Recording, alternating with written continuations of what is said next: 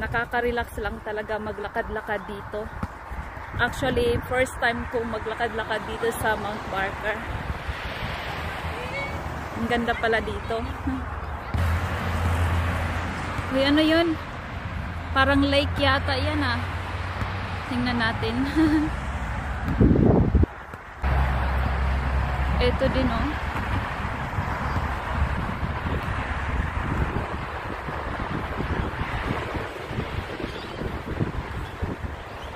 Ayan, malapit na tayo.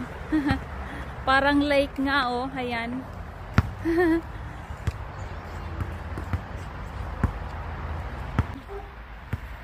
May mga ducks oh. Lake nga at may mga ducks pa.